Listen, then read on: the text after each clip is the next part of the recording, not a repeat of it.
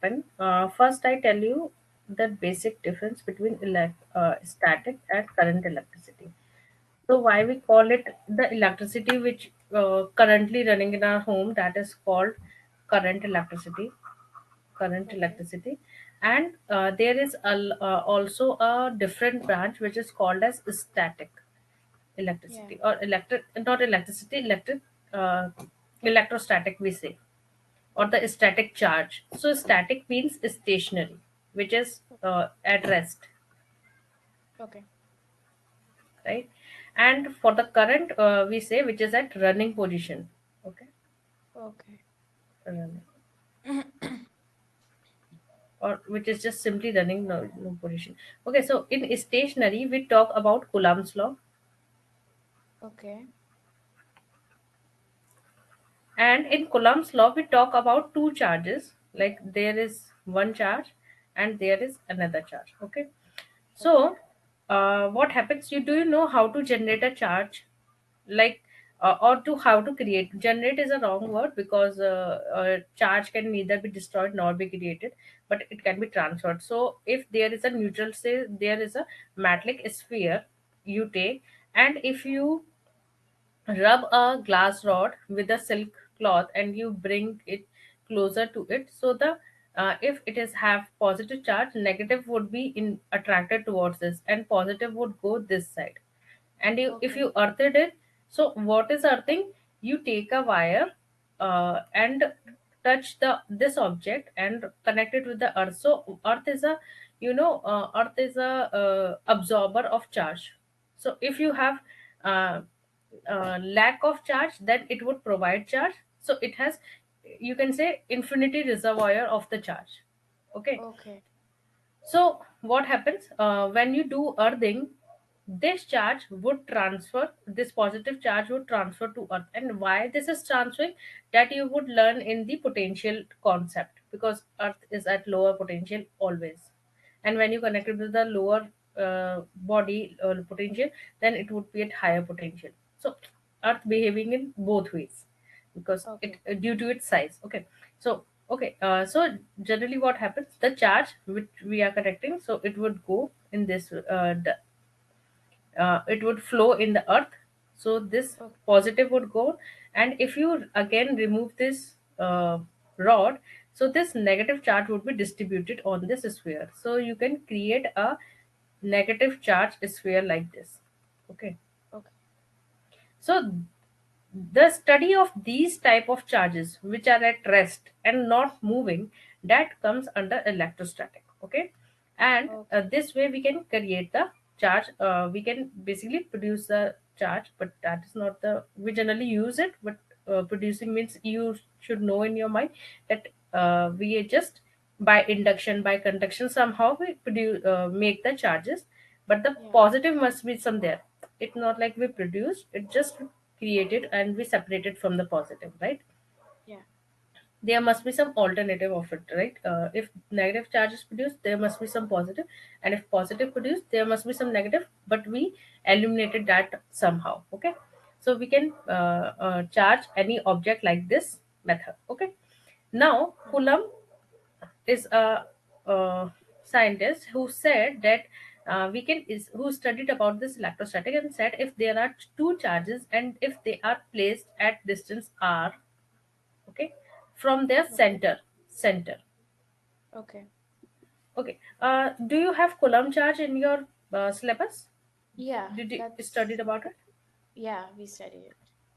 So according to Coulomb's, we said that there should be 2 point charges, like this is q,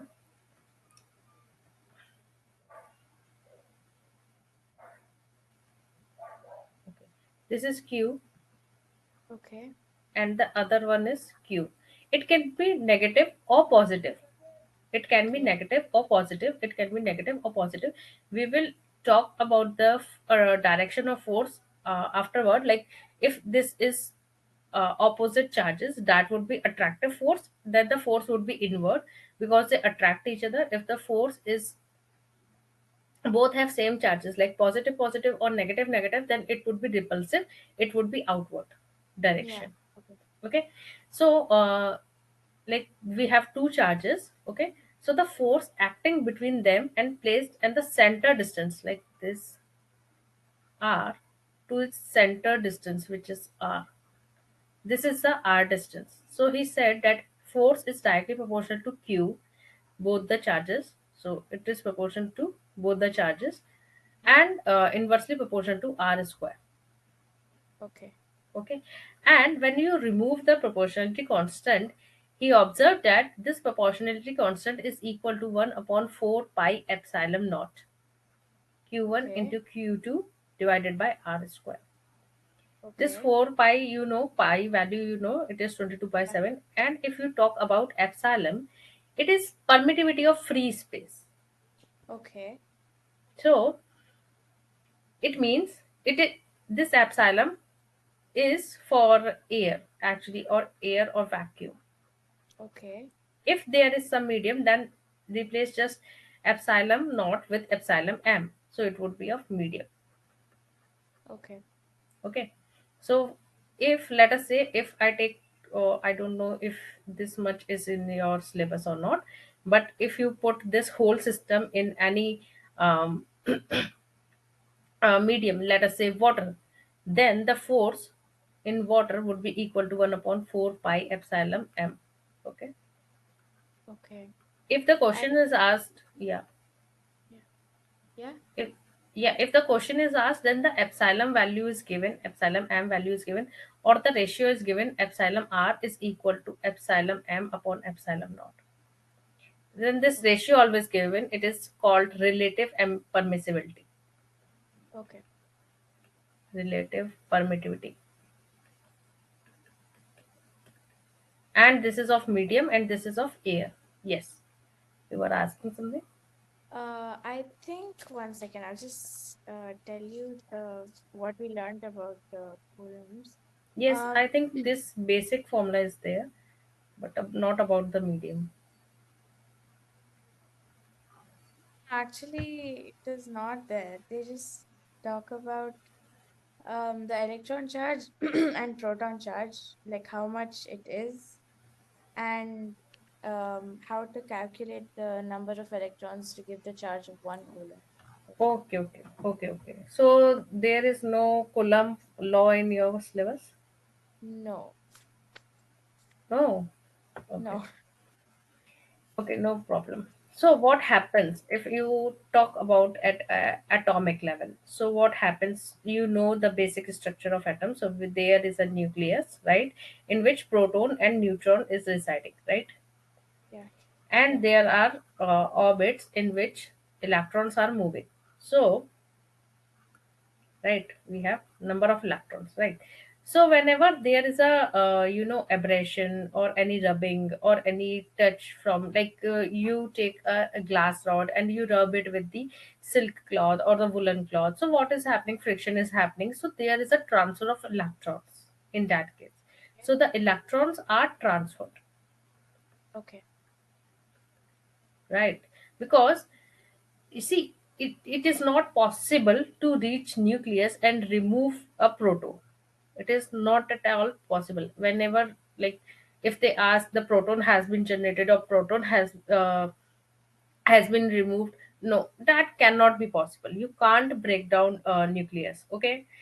So what happens? Electrons are easy to move. That's why they leave their orbits and shift to the another object, right? So this uh, atom, which has n number of electrons and n number of protons, that's why they are neutral. The atom is neutral, right? yeah. But now let us say two electrons left, okay? Okay, And you have still n protons, so plus 2 charge would appear on atom because okay. it has access of two protons, Hmm. right? Two Okay. electrons left. Yeah. So let us say, like, I have a